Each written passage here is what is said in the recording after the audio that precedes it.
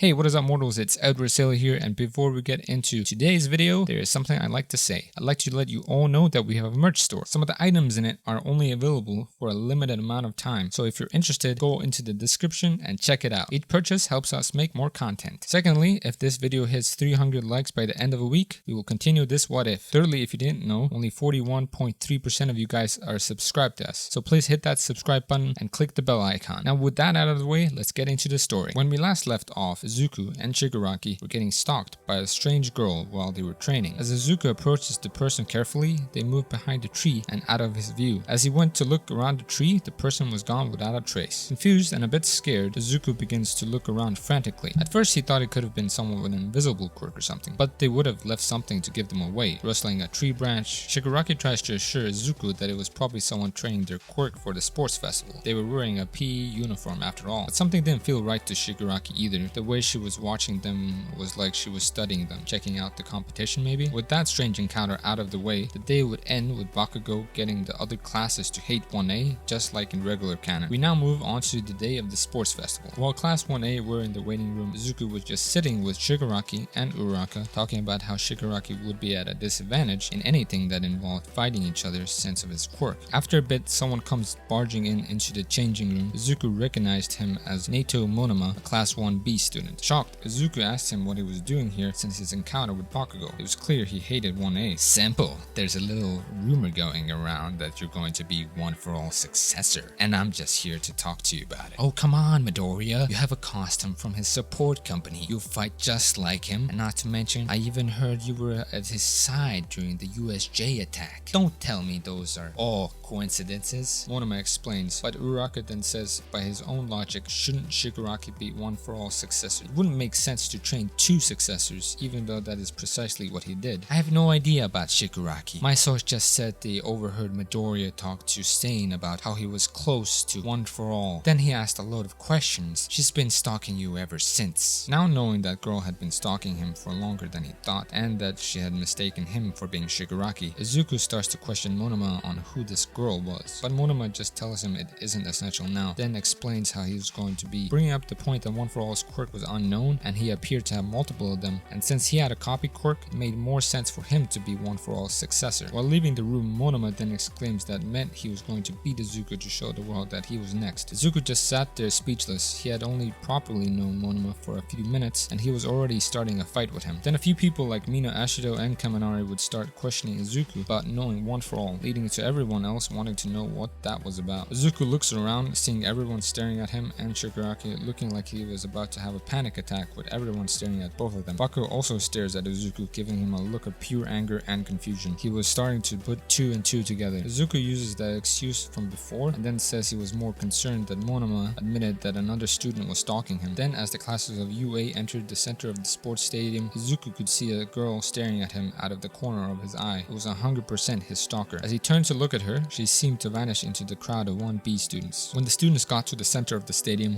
they were greeted by Curious, the landmine hero. For those of you who don't know, Curious is a female villain who appears later on in the manga. She takes over the role of Midnight in this world. Her quirk Landmine allows her to transform anything she touches into a landmine, but it keeps its original appearance. Stain and Twice would also take over as commentators from Aizawa and Prison Mike. Similarly to standard canon, Curious calls up Bakugo to give a speech for the classes, but yet it's strange since Shigaraki got the highest score in the entrance exam and not him, meaning he should be the first year rep. As Bakugo steps up to the mic, he glares at the booth of teachers in the seating area, glaring at Stain in particularly. As he started his speech, he basically went on to talk about how he was going to win and he wanted someone to try to beat him. While people didn't like it just like standard canon, they were more confused that he was challenging them. But Izuku seeing Bakugo glare at Stain confirmed something was going on between them. With the speech out of the way, Curious then explains the first event, an obstacle race. Obviously, the race wouldn't start with Todoroki freezing everyone because of him not being there. Instead, Izuku would pump stored pain into his legs and blast himself ahead of everyone. As Izuku got to the front of the crowd, most of 1A would also get near to the front, Asui using her tongue to grab Izuku while he was blasting forward to go with him. As Izuku got further ahead, he gets to the section filled with villain bots from the entrance exam. He has the same plan as before, let one of the robots hit him and blast the pain back at them. But after he gets hit by one of the smaller robots, he goes to fire a blast at it. He feels a weird numbing sensation in his arm as it begins to grow in size slightly, and a chainsaw spurts out of his forearm. Acting on instinct, Izuku tears through the villain bot with his chainsaw, even though he was incredibly surprised himself. What's this? Class 1A's Izuku Midoriya just took out a chainsaw. Oh, wait, no, he is the chainsaw. Twice announces to the audience while Izuku continues on ripping through more robots using his chainsaw arm, since he had no clue on how to get rid of it. But he did note it was just like One For All's 2-arm quirk, confirming that One For All must have gave him a quirk. But why was it only properly appearing now? With Shigaraki, he was going through the robot section quite quickly by disintegrating the robots, letting him get ahead of Izuku. Then with Bakugo, he was also destroying most of the villain bots, though his fighting style was different. He was using powerful explosions to blitz his legs through the smaller and weaker bots, and then unleashing even more powerful blasts than usual thanks to his strange quirk changes to destroy the bigger robots. Usually the next part of the obstacle course would be a tightrope walk over a vast chasm, but it was replaced by a long and narrow piece of track with a tall wall on each side. There were also iron bars placed randomly in between the walls and floor. A man stands at the other end of the course, a hero known as Gentle Brave, or as we know him, Gentle Criminal, but obviously he doesn't go by that here. With his quirk Elasticity, he was going to use the iron bars to fire softball-like ammunition at the students as they moved through the bars. As Izuku and the other students approach Gentle Brave's section of the course, he announces to them, "Students of UA, that first part was merely a warm-up. I will be the first true challenge." Then he starts using his elasticity to basically turn a few bars into giant rubber bands to shoot the students. As he was doing this, more robots came from behind the students, forcing them into Brave's range. Izuku's chainsaw arm begins to return to normal as another new quirk shows itself. He starts to be able to see a full 360 view around him in an infrared picture. He was able to see Gentle Brave entirely, even though he was quite a bit away from him. It seemed he just activated some sort of sight enhancing quirk, since it was clear One For All gave him more quirks. Izuku rationalized that this quirk must have been used to help One For All see properly, since he lost his eyes. That begged the question, why did he give him that quirk?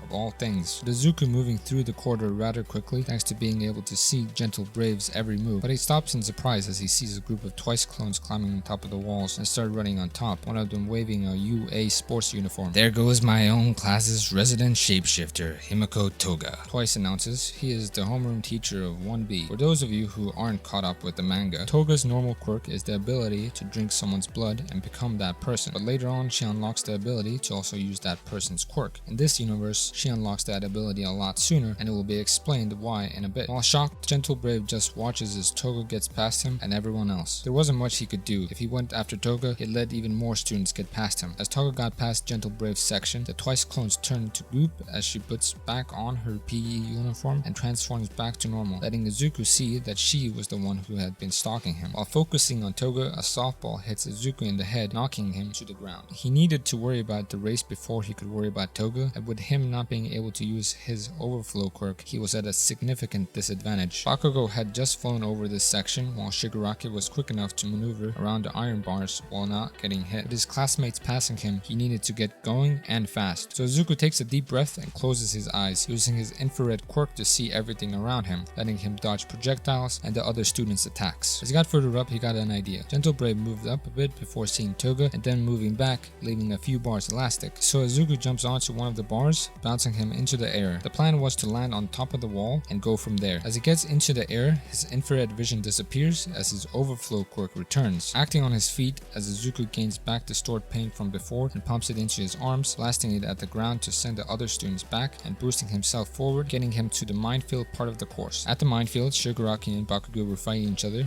with Toga trying to make her way through the field. As Izuku got above them, he fires off more blasts from his fingers to keep himself in the air and tries to push both of them backwards. But his plan backfires as Bakugo turns his attention to Izuku, blasting himself at Izuku with one powerful explosion and kicks him down into the mines below, causing a massive chain explosion where Izuku landed. It took him a second to get up after getting exploded, but when he got up, he could see Bakugo flying overhead using explosions, but he was losing altitude since he had slower explosions. With his quirk changing back to tool arm and Bakugo landing, Izuku got another idea. He runs at Bakugo while yelling "Kachan!" As he gets close, his arms begin to grow with his hands hands becoming a hammer. Bakugo turns around and he tries to fire off an explosion into Izuku's face, but his hand is swatted away by the hammer, and Izuku's quirk changes again, this time back to overflow. Then with the stored pain from the mine explosions, he fires an incredible powerful blast at Bakugo, ripping through the top layer of his PE uniform and sending him into a landmine explosion caused by the blast. The blast even reached Toga, who was almost at the end of the minefield, sending her into a couple of mines. Izuku was able to change quirks on command because he found out what was causing them to change: his emotions. Whenever he got incredibly emotional, like when he was depressed while looking at articles on One For All's condition, or when he rushed Bakugo, he got an overwhelming determination to beat him. But he couldn't pick what quirk he got, so him getting his overflow quirk